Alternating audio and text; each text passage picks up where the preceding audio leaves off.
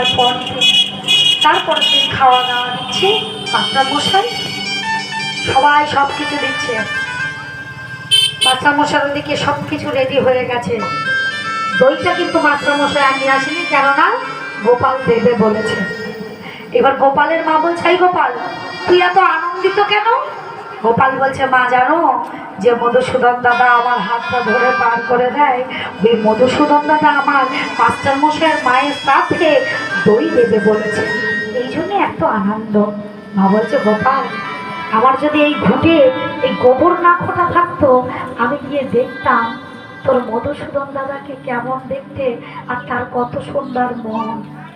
ভাবুন, গোবর ঘুরতে যাচ্ছে, ভগবানের সঙ্গে দেখা করার সময় হচ্ছে না কেন? আর কপালে থাকলে তো হবে বাবা, কপালে না থাকলে কারণ কিছু হয় গো? হয় যদি সে ভগবানকে ডাকে, ডাকতে ডাকতে নামাচার্য যদি হয়ে যে ভগবানকে পাই, আমরা কেন নাম করে তাকে পাবো না? অবশ্যই পাবো, তবে ডাকার মতো মন মানসিকতা থাকতে হবে। এবার গোপাল এসে দাঁড়িয়ে আছে, মধুসূদন দাদা আর আসছে না। গোপাল দাঁড়িয়ে আছে, মধুসূদন দাদা সেদিন আসছে না। এত দেরি কেন মধুসূদন দাদা করছে? গোপাল দাঁড়িয়ে কষ্ট পাচ্ছে, দাদা আজকে তুমি আসছো না কেন? মধুসূদন দাদা বলছে, গোপাল দে আজকে দইয়ের আনন্দে তুই তো আমাকেই ডাকতে ভুলে গেছিস ভাই। তুই বাড়ির থেকে ডাকিস আর আমি বাড়ির থেকে আসি, তুই আজ বাড়ির থেকে ডাকতেই পারিসনি, আজ ঘাটে এসে ডাকছিস, একটু তো দেরি হবে আমার আসতে। এখানেই জীব শিক্ষা। তত্ত্ব কাকে বলে বাবা? তত্ত্ব কিছু, তত্ত্ব বলে কিছু নেই, তত্ত্ব প্রকাশ করা যায় না, তথ্যটাকে প্রকাশ করা যায়।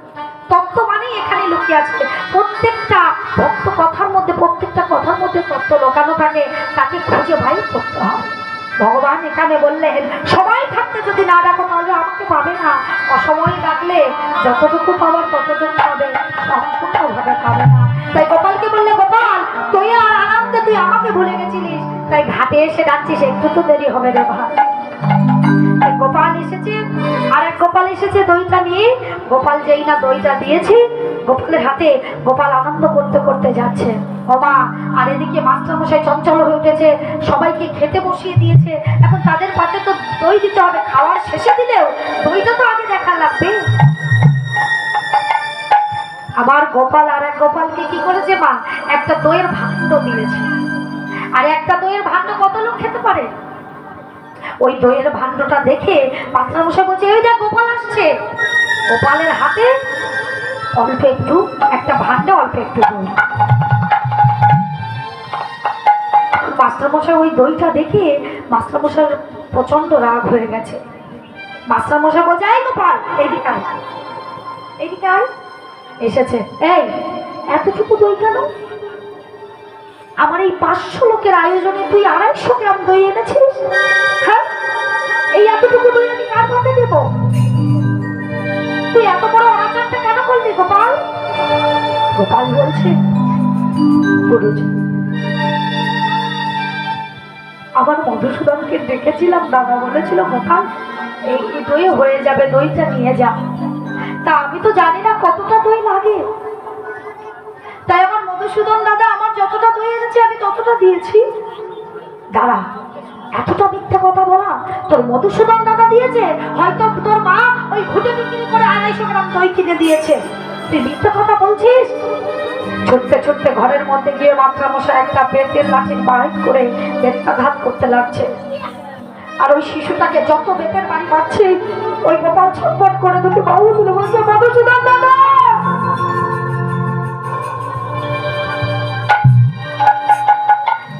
কোথায় আছো তুমি? কেন আমায় এমন করে মার খাওয়ালে? আমি কি অপরাধ করেছিলাম? তুমি আমায় এতটুকু দই দিয়ে পাঠিয়েছো, আমি কি অপরাধ করেছি তোমার কাছে তুমি দইটা দিতে পারতে? মাস্টারমশাই এদিকে মারছে, আর ওদিকে ছাত্ররা ওই দইটা নিয়ে গিয়ে যে কজন গুরুজনেরা বসে আছে তাদের পাতে বাবা দইটা কাটিয়ে দিচ্ছে।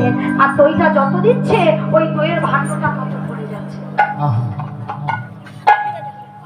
আর দইয়ের ভাণ্ডটা যত ভরে যাচ্ছে তত দই তুলছে, দই দিচ্ছে, দই সবাইকে দেওয়া হয়ে গেছে। ওই ছাত্ররা ছুটে গিয়ে দেখে যে মাস্টারমশাই রক্তাক্ত করে ফেলছে গোপালকে মারতে মারতে। ওরা ছুটে এসে বলছে, মাস্টারমশাই আর থাকবেন না।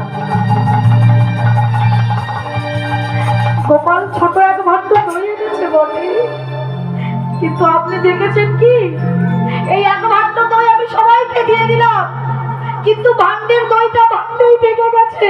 এই দেখো, এইভাবে গোপালকে মারবেন না। মাস্টারমশাই কে দেখলেন সবাই দই পেয়েছে, অথচ ভাণ্ডের দইটা ভাণ্ডেই থেকে গেছে। গোপাল লাঠিটা ফেলে দিয়ে গোপালকে জড়িয়ে ধরে বলছে, গোপাল ওরে গোপাল রে, আমি কেমন করে তোকে আঘাত করলাম গো,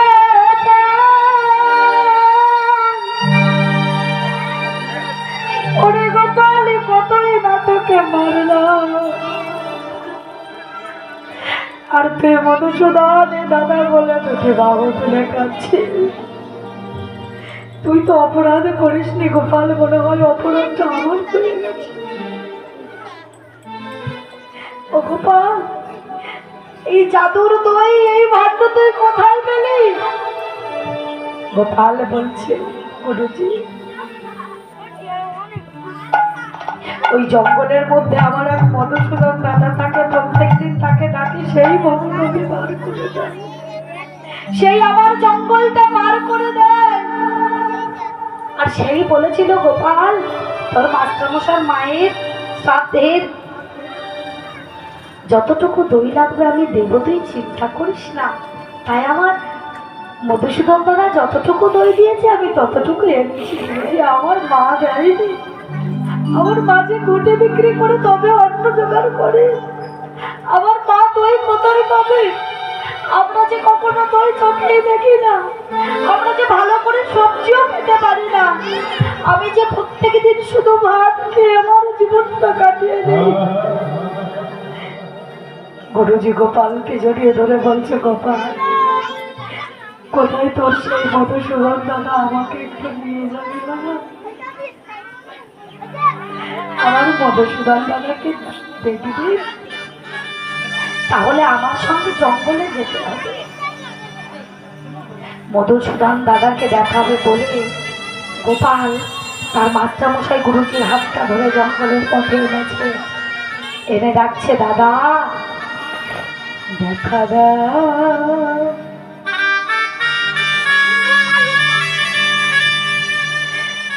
ও গো করুণা নিধি,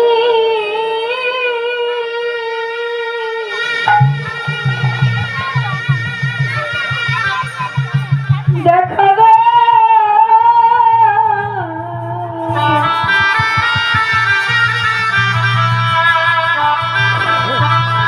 ও গো আমার মধুসূদন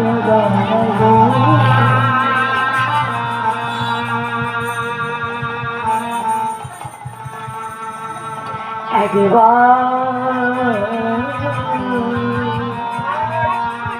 আমায় দেখা দাও। ভগবান দূরে দাঁড়িয়ে কাঁদছে আর বলছে, গোপাল কি করে দেখা দিই ভাই? আজ তুই আমায় যেমন করে ডাকছিস, কিন্তু আমি তোর কিভাবে দেখা দেবো রে গোপাল? তোর সঙ্গে যে এক পাষণ্ড দাঁড়িয়ে আছে, তাকে তো আমি দেখা দিতে পারবো না। গোপাল বলছে, দাদা যদি আজ তুমি না আসো, মাস্টারমশাই আমার মিথ্যেবাদী বলবে, একবার তুমি এসো দাদা। গোপালের কথা শুনে মধুসূদন দাদা থাকতে পারলেন না, ছুটে এসে মধুসূদনের সামনে, গোপালের সামনে মধুসূদন দাদা দাঁড়িয়েছে, আর গোপাল দেখতে পাচ্ছে। গোপাল তাকিয়ে দেখে, দাদা ও দাদা আর একটু কাছে এসো। কিন্তু যে এমন করে আঘাত করেছে সে কিন্তু দেখতে পাচ্ছে না, মাস্টারমশাই কিন্তু দেখতে পাচ্ছে না। মাস্টারমশাই বলছে, হ্যাঁ রে গোপাল, কোথায় দাঁড়িয়ে আছে তোর দাদা? এই তো সামনে দাঁড়িয়ে আছে। মাস্টারমশাই আপনি দেখতে পাচ্ছেন না?